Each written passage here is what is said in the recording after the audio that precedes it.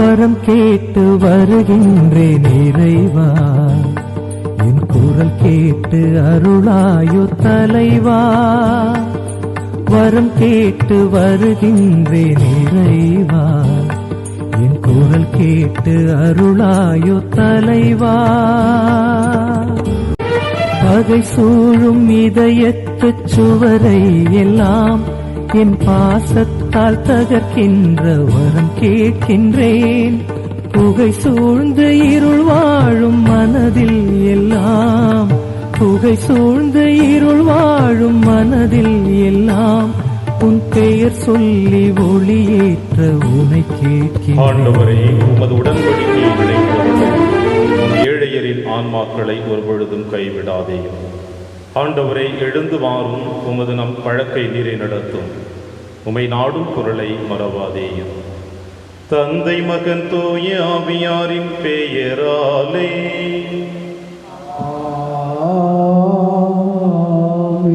நம் ஆண்டவராகிய இயேசு கிறிஸ்துவின் அருளும் கடவுளின் அன்பும் தூய ஆவியாரின் நட்புறவும் உங்கள் அனைவரோடும் இருப்பதாக.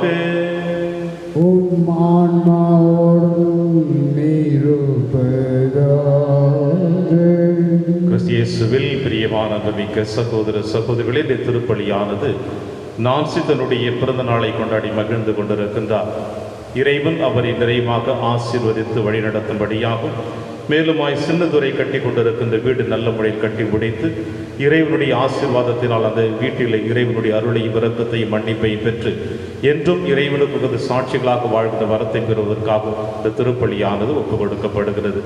திருப்பலி ஒப்புக் கொடுக்க நாம் தகுதி பெறும் பொருட்டு நம்முடைய பாவங்களை ஏற்று மனம் வருந்துவோம், இறைவனின் மன்னிப்பை பெறுவோம். எல்லாம் வல்ல இறைவனிடமும் சகோதர சகோதரிகளே, உங்களிடமும் நான் பாவியனை ஏற்றுக்கொள்கின்றேன். ஏனெனில் என் சிந்தனையாலும் சொல்லாலும் செயலாலும் கடமையில் தவறியதாலும் பாவங்கள் பல செய்தேன். என் பாவமே, என் பாவமே, என் பெரும் பாவமே. ஆகையால் இப்போதும் கல்யாண புனித மரியாவையும் வான தூதர் புனிதர் அனைவரையும், சகோதர சகோதரிகளே உங்களையும் நம் இறைவனாகிய ஆண்டவரிடம் எனக்காக வேண்டிக் கொள்ள மன்றாடுகின்றேன். எல்லாம் வல்ல இறைவன் நம்மை இரக்கம் வைத்து நம் பாவங்களை மன்னித்து நம்மை நிலை வாழ்விற்கு அழைத்து செல்வாராக. ஆமென். ஆண்டவரே இரக்கமாயிரும். ஆண்டவரே இரக்கமாயிரும். கிறிஸ்துவே இரக்கமாயிரும். கிறிஸ்துவே இரக்கமாயிரும். ஆண்டவரே இரக்கமாயிரும். ஆண்டவரே இரக்கமாயிரும். மன்றாடுவோமாக. என்றென்றும் உள்ள எல்லாம் வல்ல இறைவா, உம் தூய ஆவியார் எங்களுக்கு கற்றுத்தந்தவாறு உம்மை தந்தையின் அழைக்க நாங்கள் துணிவு கொள்கின்றோம். நீர் வாக்களித்த உரிமை பேரான விண்ணக வீட்டுக்கு நாங்கள் வந்து சேரும்படி நீர் தேர்ந்து கொண்ட மக்களுக்கு உரிய மனப்பான்மையை எங்கள் இதயங்களில் பொழிந்தருள்வீராக. உம்மோடு தூய ஆவியாரின் ஒன்றைப்பில் இறைவனாய் என்றென்றும் வாழ்ந்து ஆட்சி செய்கிற எங்கள் ஆண்டவர் இயேசு கிறிஸ்து வழியாக உம்மை மன்றாடுகின்றோம்.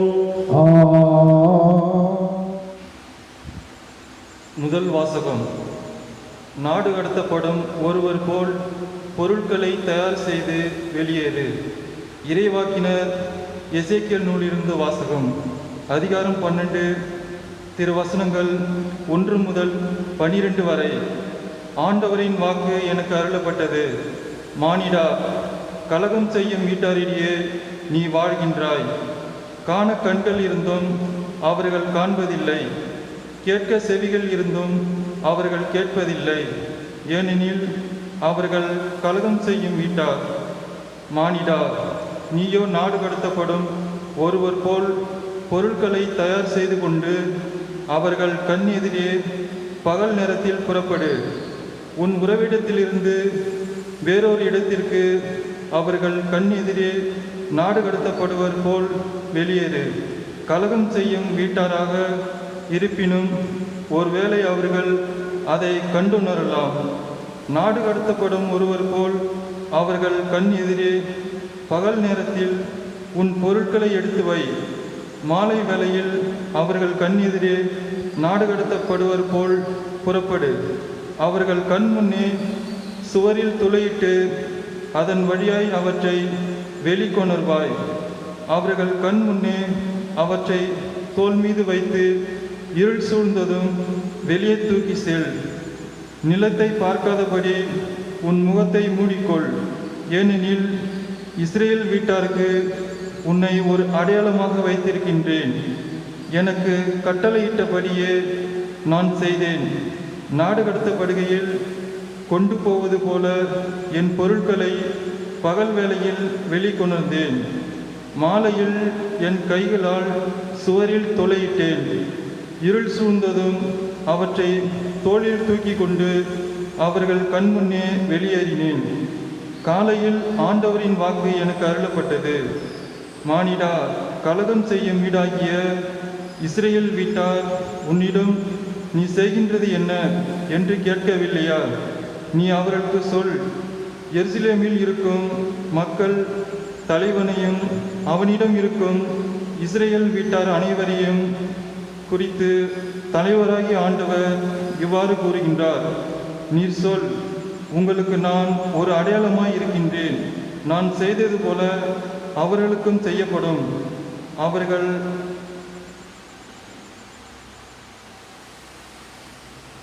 நாடு கடத்தப்பட்டோரையும் சிறைப்பட்டோரையும் செல்வர். அவர்களின் தலைவன் இருளில் தோளில் சுமையுடன் மதிலினுடைய வெளியேறுவான். அவனை வெளிக்கொணர்வதற்காக மதிலை குடைவார்கள்.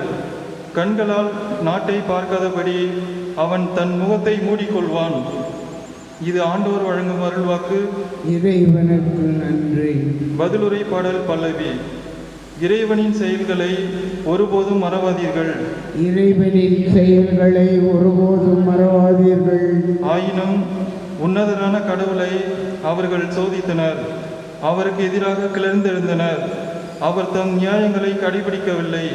தங்கள் மூதையர் போல் அவர்கள் வழி தவறினர். நம்பிக்கை துரோகம் செய்தனர்.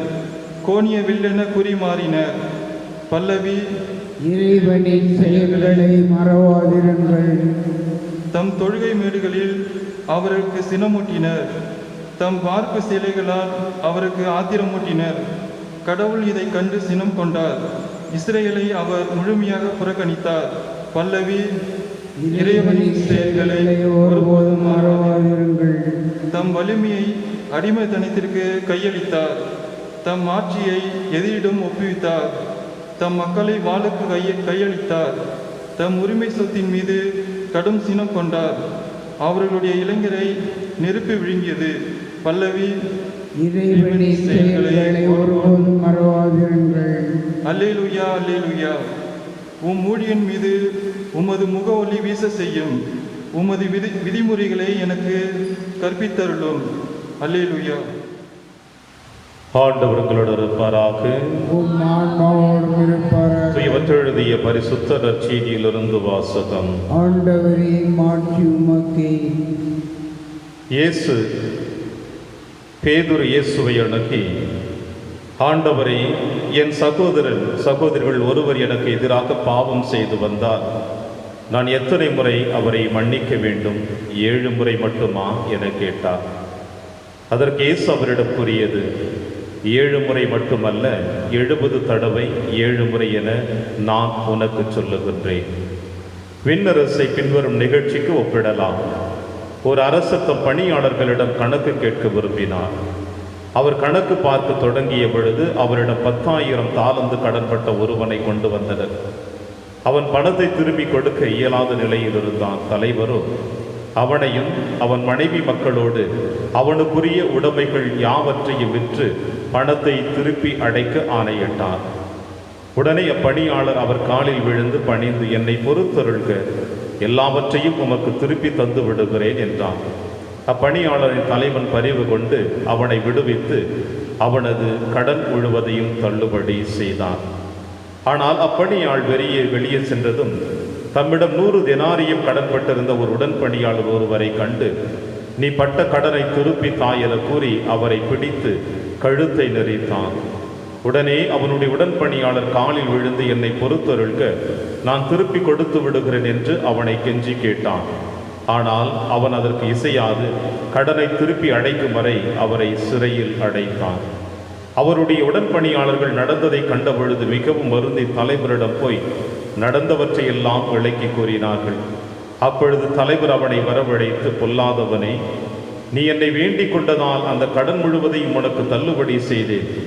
நான் உனக்கு இரக்கம் காட்டியது போல நீயும் உன் உடன்பணியாளர்களுக்கு இரக்கம் காட்டியிருக்க வேண்டும் அல்லவா என்று கேட்டார். அத்தலைவர் சினம் கொண்டவராய் அவன் அனைத்து கடனையும் அவன் அடைக்கும் வரை அவனை வதைப்போரிடம் ஒப்படைத்தார். உங்களுள் ஒவ்வொருவரும் தம் சகோதர சகோதரிகளை மனமாற மன்னிக்காவிட்டால் விண்ணுலகில் இருக்கும் என் தந்தையும் உங்களை மன்னிக்க மாட்டார். இயேசு இவ்வாறு உரையாற்றி முடித்த பின்பு கலிலேயா விட்டு அகன்று யோர்தானுக்கு அப்பால் உள்ள யூதேயா பகுதிகளுக்கு சென்றார். இது ஆண்டவர் வழங்கும் அருள்வாக்கு. கிறிஸ்துவே உமக்கு புகழ்.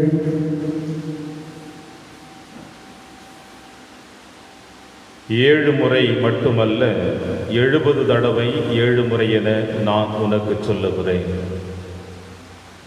கிறிஸ்து இயேசுவில் பிரியமான அன்புமிக்க சகோதர சகோதரிகளே, சாதாரண ஒரு மனிதன் தன்னுடைய முயற்சியினால் உருவாக்கிய ஒரு பொருளுடைய மகத்துவத்தை அடுத்தவர்களிடம் சொல்லி அதனை முழுவதுமாக விற்று தனக்கு தேவையானதை பெற்றுக்கொள்கிறான். அவன் முயற்சியினால் உருவாக்கிய அந்த பொருள் அதை மட்டும் செய்யக்கூடிய அளவிற்கு அதற்கு தனித்துவம் இருக்கிறது என்று சொல்லுகிறான். மனிதன் படைத்த ஒரு பொருளுக்கு தனித்துவம் இருக்கிறது என்று சொல்லப்படுகிற பொழுது, இறைவன் இந்த மண்ணுலகில் உங்களையும் என்னையும் தன் சாயலாக படைத்திருக்கின்றார். அவருடைய படைப்பாகிய உங்களுக்கும் எனக்கும் அவருக்கு இருக்கின்ற அந்த இயல்பு நிலைகள் நமக்கும் இருக்கிறது என்பதை பல நேரங்களிலே நாம் மறுத்து வாழ்ந்து கொண்டிருக்கின்றோம். இன்றைய காலகட்டங்களிலே இந்த உலகத்தில் இருக்கின்ற பிற மத சகோதர சகோதரிகளை விட கிறிஸ்தவர்கள் என்று நீங்களும் நானும் மாதட்டி கொண்டு இந்த மண்ணுலகில் வாழ்ந்து கொண்டிருக்கின்ற பொழுது, பிறமத சகோதர சகோதரிகள் உங்களையும் என்னையும் பார்க்கின்ற பொழுது பெருமையாக சொல்லுவார்கள். காரணம் என்னவென்றால், கிறிஸ்தவர்கள் என்றாலே அவர்களுக்கென்று ஒரு தனிச்சிறப்பு உண்டு. அன்பு காட்டுகிறவர்கள், இரக்கம் கொள்ளுகிறவர்கள், அரவணைக்கக்கூடியவர்கள், எல்லாவற்றையும் விட மன்னிக்கக்கூடிய மனநிலையும் கொண்டவர்கள் என்று. காரணம் என்னவென்றால், நம் ஆண்டவர் இயேசு கிறிஸ்து இதைத்தான் உங்களுக்கும் எனக்கும் தன்னுடைய 3 ஆண்டு பணி வாழ்வில் மட்டுமல்ல, ஒவ்வொரு திருப்பணியிலும் ஒவ்வொரு முறையும் திருவிவிலியத்தை நீங்களும் நானும் எடுத்து வாசிக்கிற பொழுது அவர் கற்றுக் கொடுக்கக்கூடிய நல்லதொரு மனப்பக்குவம் இதுதான். மன்னிக்க வேண்டும். ஏனென்றால் உங்களையும் என்னையும் தந்தை கடவுள் மன்னிக்கின்றார். நீங்களும் நானும் செய்த பாவங்களை தந்தை கடவுள் மன்னிக்கின்றார். எனவே மன்னிப்பு பெற்ற நாம் அடுத்தவர்களுடைய பாவங்களை மன்னிப்பது நம்முடைய கடமை என்று சொல்லுகின்றார். பிரியமான சகோதர சகோதரிகளே, ஆதியிலே தந்தை கடவுள் இந்த உலகத்தையும் படைத்து மனிதனையும் படைத்த பிறகு ஆதாம் ஏவாள் தவறு செய்தார்கள் என்பதை நாம் அறிவோம். அப்படி தவறு செய்தவர்களை தந்தை கடவுள் அழித்து விட்டு இன்னொரு ஆதாம் ஏவாளை அவர் உருவாக்கவில்லை, படைக்கவில்லை. மாறாக தன் சாயலாக படைக்கப்பட்ட முதல் குழந்தைகளை அழிக்காமல் அவர்கள் செய்த பாவங்களை மன்னித்து இன்பவனத்தை விட்டு வெளியேற்றி அவர்கள் எதிர்பார்த்த அந்த சந்தோஷமான வாழ்க்கையை அவர்களுடைய உழைப்பினால் பெற்றுக்கொள்ள வேண்டும் என்று அவர்களை இன்பவனத்திலிருந்து வெளியேற்றி அனுப்பி வைத்தார். அது சாபம் அல்ல, மாறாக தன் தவற்றினை உணர்ந்து கொள்ளக்கூடிய ஒரு வாய்ப்பு. அதோடு சேர்ந்து இறைவன் அவர்கள் கொடுத்திருக்கிற ஒரு பெரிய மன்னிப்பு. அந்த மன்னிப்பை இந்த மண்ணுலகில் நாமும் பெற்று வாழ வேண்டும் என்பதுதான் இறைவனுடைய திருவுளமாக இருக்கிறது. இவ்வாறு ஆண்டவர் இயேசு கிறிஸ்து இந்த மண்ணுலகிலே 3 ஆண்டுகள் பணியாற்றுகின்ற பொழுது அவரை ஏளனமாக பேசியவர்களாக இருக்கட்டும், அவரோடு உண்டு குடித்து வாழ்ந்து கொண்டிருந்த சீடர்கள் அவரை புரிந்து கொள்ளாமல் இருந்த தருணத்தில் கூட மன்னித்து ஏற்றுக்கொண்டுதான் பணியாற்றினார். மன்னிப்பினுடைய உச்சகட்டமாக சிலுவையில் தொங்கிக் கொண்டிருக்கிற பொழுது, தந்தையே இவர்களை மன்னியும், இவர்கள் செய்வது என்னதென்று அறியாமல் செய்கிறார்கள் என்று தன் தந்தையிடம் யாரெல்லாம் அவரை எண்ணி நகையாடினார்களோ, சிலுவையில் அறைந்தார்களோ, அதற்கு வழிவகுத்தார்களோ அவர்கள் அனைவரையும் சிலுவையில் உயிர் விடுகின்ற பொழுது கூட மன்னிப்பை கேட்டார், மன்னித்தும் இரக்கம் கொடுத்தார். இது நம் ஆண்டவர் இயேசு கிறிஸ்துவை கற்றுக் கொடுத்த ஒரு பெரிய பாடம். இவ்வாறுதான் இந்த மண்ணுலகிலே உங்களையும் என்னையும் வாழ இறைவன் அழைப்பு கொடுக்கிறார். இன்றைய நற்செய்தி வாசகத்திலே 2 விதமான மனநிலைகள் கொண்ட மனிதர்களை ஆண்டவர் நமக்கு வெளிப்படுத்துகிறார். முதலில் ஒருவன் கடன் பட்டு இருக்கின்றான். பல ஆயிரம் கணக்கு இருந்ததை நாம் கணக்கிட முடியும். அவை அனைத்தையும் அரசனுடைய காலிலே விழுந்து பொறுத்தருள்க, நான் அந்த கடனை திருப்பி அடைத்து விடுகிறேன் என்று கண்ணீரோடும் கவலையோடும் அவன் சொல்லுகிற பொழுது அரசன் அவனுடைய கடன்களை முழுவதுமாக தள்ளுபடி செய்கின்றான். பொறுத்து நிதானமாக கட்ட வேண்டும் என்று சொல்லவில்லை, மாறாக அவனுடைய கடன்களை முழுவதுமாக தள்ளுபடி செய்து அவனை மகிழ்ச்சியாக இந்த மண்ணுலகிலே வாழ அவனுக்கு வழி அனுப்பி வைக்கிறார்.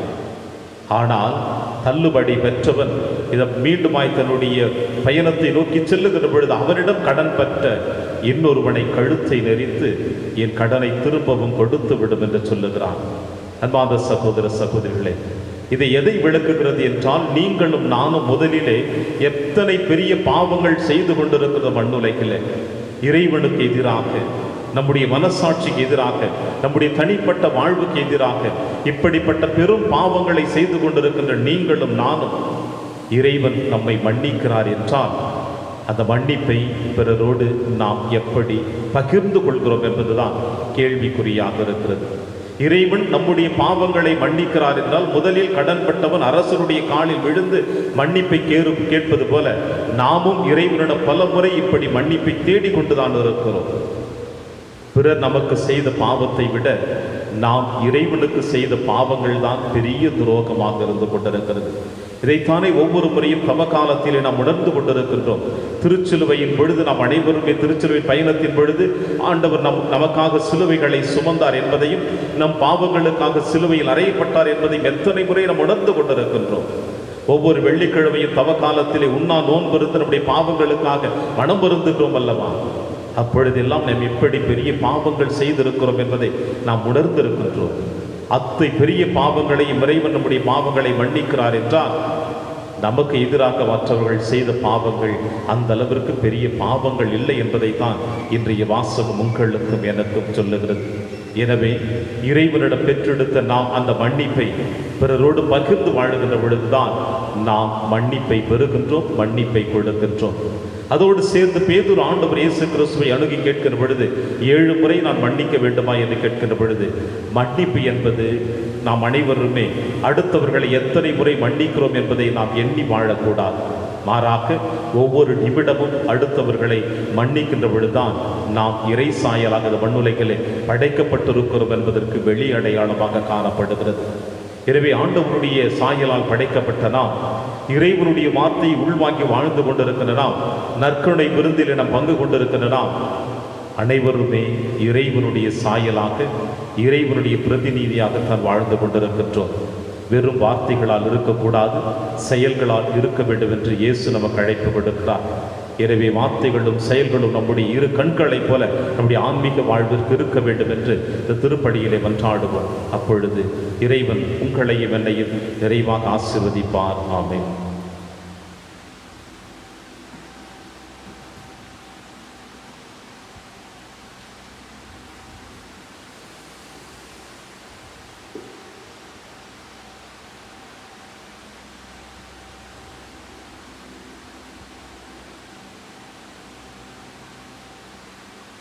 ஆண்டவரை அனைத்துள்ள இறைவானில் வாழ்த்த பெறுவீராக. ஏனெனில் வல்லமையிலிருந்து நாங்கள் அப்பத்தை பெற்றுள்ளோம். நிலத்தின் விளைவு மனித உழைப்பின் பயனுமான இந்த அப்பத்தை முகப்பு கொடுக்கிறோம். எங்களுக்கு வாழ்வளிக்கும் அப்பமாக மாறும். இறைவன் என்றென்றும் வாழ்த்த பெறுவாராக.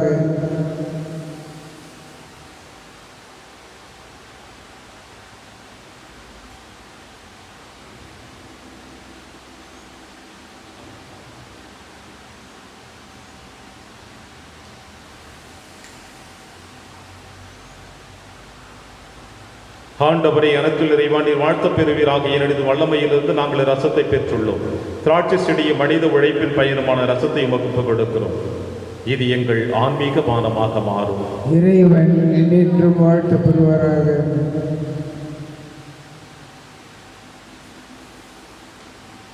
சகோதர சகோதரிகளை என்னுடையது உங்களுடையதுமான இப்பலி எல்லாம் வல்ல தந்தையாக இறைவனுக்கு ஏற்றதாகும்படி செபியுங்கள்.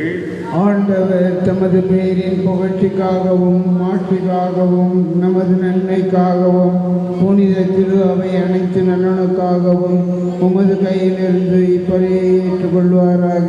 ஆண்டவரே, உமது திரு அவையின் காணிக்கைகளை மகிழ்வுடன் ஏற்றருளும். இரக்கத்தால் நீர் எங்களுக்கு அளித்த இக்காணிக்கைகள் உமது ஆற்றலாம் எங்கள் மீட்பின் மறை நிகழ்வாக மாற செய்வீராக.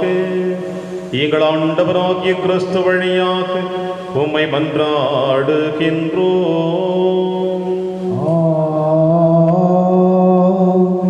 ஆண்டவர் உங்களோடு இருப்பாராக, உம் ஆன்மாவோடும் இருப்பாராக. இதை எங்களை மேலே எழுப்புங்கள். ஆண்டவரிடம் எழுப்பியுள்ளோம். நம் இறைவனாகிய ஆண்டவருக்கு நன்றி கூறுவோம். அது தகுதியும் நீதியுமானது.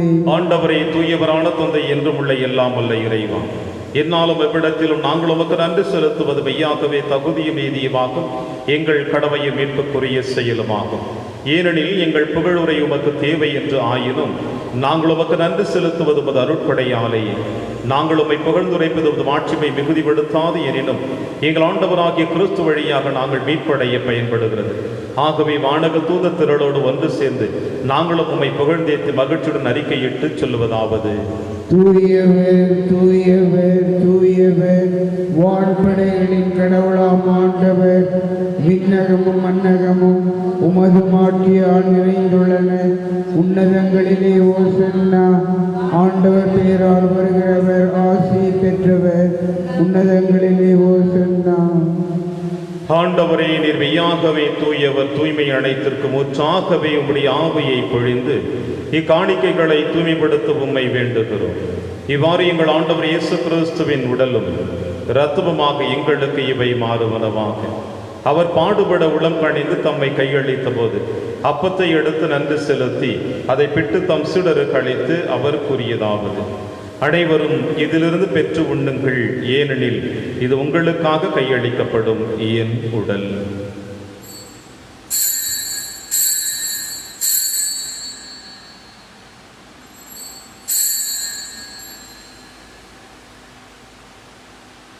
அவனமை இரவு விருதை அருந்திய பின் கிண்ணத்தையும் எடுத்து மீண்டும் நன்றி கூறி தம் சீடர்களுக்கு அளித்து அவர் கூறியதாவது: அனைவரும் இதிலிருந்து பெற்று பருகுங்கள், ஏனெனில் இது புதிய நிலையான உடன்படிக்கைக்குரிய என் இரத்தத்தின் கிண்ணம். இது பாவ மன்னிப்புக்கென்று உங்களுக்காகவும் பலருக்காகவும் சிந்தப்படும். இதை என் நினைவாக செய்யுங்கள்.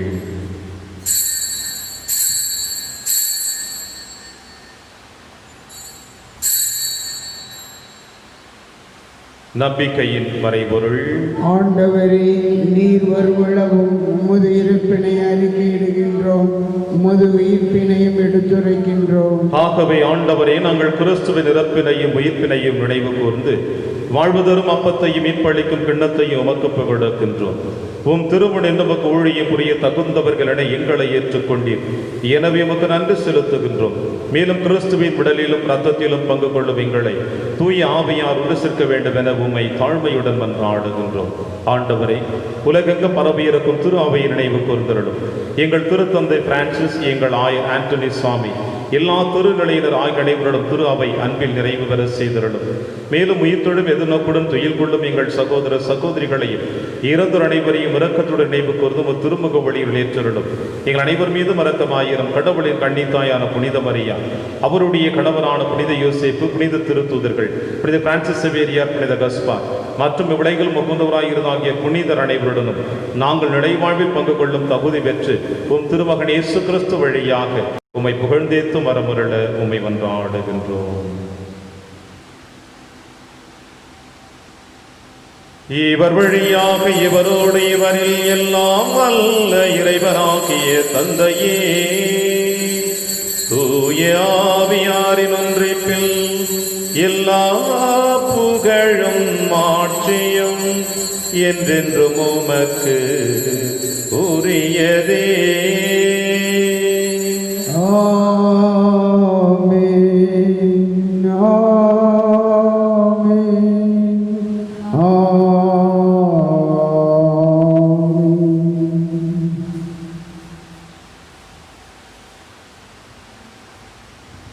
மீட்பரின் கட்டளையால் கற்பிக்கப்பட்டு இறை படிப்பினையால் பயிற்சி பெற்ற நாம் அனைவரும் துணிந்து சொல்வோம். விண்ணுலகில் இருக்கிற எங்கள் தந்தையே, உமது பெயர் தூயது என போற்ற பெறுக. உமது ஆட்சி வருக. உமது திருவுளம் விண்ணுலகில் நிறைவேறுவது போல மண்ணுலகிலும் நிறைவேறுக. எங்கள் அன்றாட உணவை இன்று எங்களுக்கு தாரும். எங்களுக்கு எதிராக குற்றம் செய்வோரை நாங்கள் மன்னிப்பது போல எங்கள் குற்றங்களை மன்னியும். எங்களை சோதனைக்கு உட்படுத்தாதையும், தீமையிலிருந்து எங்களை விடுவித்தருளும். ஆண்டவரை, தீமை அனைத்திலும் இருந்து எங்களை விடுவித்து எங்கள் வாழ்நாளில் அமைதியை கனிவுடன் அருளவி என்று ஆடுகிறோம். உமது இரக்கத்தின் உதவியால் நாங்கள் பாவத்திலிருந்து எப்பொழுது விடுதலை பெற்று யாதொரு கலக்கமும் இன்றி நலமாய் இருப்போமாக நாங்கள் எதிர்நோக்கி இருக்கும் பேரின்பத்திற்காகவும் எமீட்பராக இயேசு கிறிஸ்து வருகைக்காகவும் காத்திருக்கின்றோம். ஆட்சியும் வல்லமையும் ஆட்சியும் என்றென்றும் உமதே. ஆண்டவரே இயேசு கிறிஸ்துவை, அமைதியை உங்களுக்கு விட்டுச் செல்கிறேன், என் அமைதியை உங்களுக்கு அளிக்கிறேன் என்று திருத்துதர்களுக்கு மொழிந்தீரேன். எங்கள் பாவங்களை பாராமல் திரு அவையின் நம்பிக்கையை கண்ணோக்கி உமது திருவுளத்திற்கு ஏற்பதற்கு அமைதியை மற்றும் அளித்தொள்வீராக என்று வாழ்ந்து ஆட்சி செய்கின்றவர் நீரே. ஆண்டவருடைய அமைதி உங்கள் அனைவரோடும் என்றும் இருப்பதாக. ஒருவருக்கொருவர் உறவின் வாழ்த்தை அறிவித்து மகிழ்வோம். சமாதானம். உலகின் பாவங்களை போக்கும் இறைவனின் செம்மறியே, எங்கள் மேல் இரக்கமாயிரும்.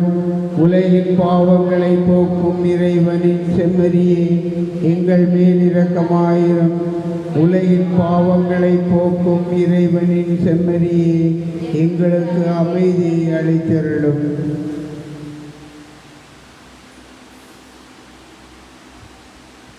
இதோ இறைவனின் செம்மறி, இவரை நம் அனைவரின் பாவங்களையும் போக்குகின்றவர்.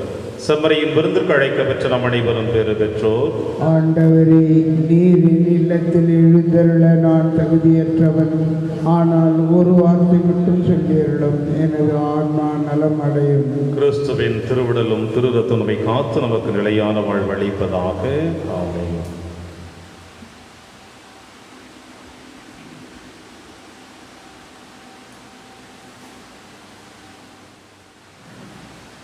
கிறிஸ்துவின் ஆன்மாவே, என்னை புனிதமாக்கும். கிறிஸ்துவின் திருவுடலே, என்னை மீட்டருளும். கிறிஸ்துவின் திரு இரத்தமே, எனக்கு எழுச்சியூட்டும். கிறிஸ்துவின் விழாவின் தண்ணீரே, என்னை கழுவிடுமே. கிறிஸ்துவின் பாடுகளே, என்னை தேற்றிடுமே. ஓ நல்ல இயேசுவே, எனக்கு செவிசாயும். உம் திருக்காயங்களுள் என்னை மறைத்தருளும். உம்மிடமிருந்து என்னை பிரிய விடாதேயும். தீய பகைவரிடமிருந்து என்னை காத்தருளும். எனது இறப்பின் வேளையில் என்னை அழைத்தருளும். உம்மிடம் வர எனக்கு கட்டளையிட்டருளும். புனிதர்களோடு எக்காலமும் உம்மை புகழ செய்யும். ஆமென். நான் அளிக்கும் உணவு வழிமரபினர் வாழ்வதற்கான எனது சதை என்கிறார் ஆண்டவர். நன்றி கோரி மன்றாடுவோமாக. ஆண்டவரே, நாங்கள் உட்கொண்ட இத்திருவுணவு எங்களை உம்மோடு ஒன்றிணைக்க செய்து எங்களுக்கு மீட்பு அளிப்பதாக. அது எங்களை உமது உண்மையின் ஒளியில் என்றும் உறுதிப்படுத்துவதாக. எங்கள் ஆண்டவராகிய கிறிஸ்து வழியாக உம்மை மன்றாடுகின்றோம்.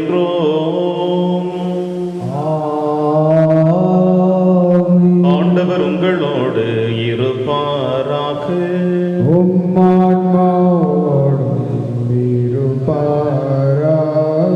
எல்லாம் வல்ல இறைவன் தந்தை, மகன், தூயாவியார் உங்கள் அனைவரையும் நிறைவாக ஆசீர்வதிப்பாராக. சென்று வாழுங்கள், திருப்பலி நிறைவேறிற்று.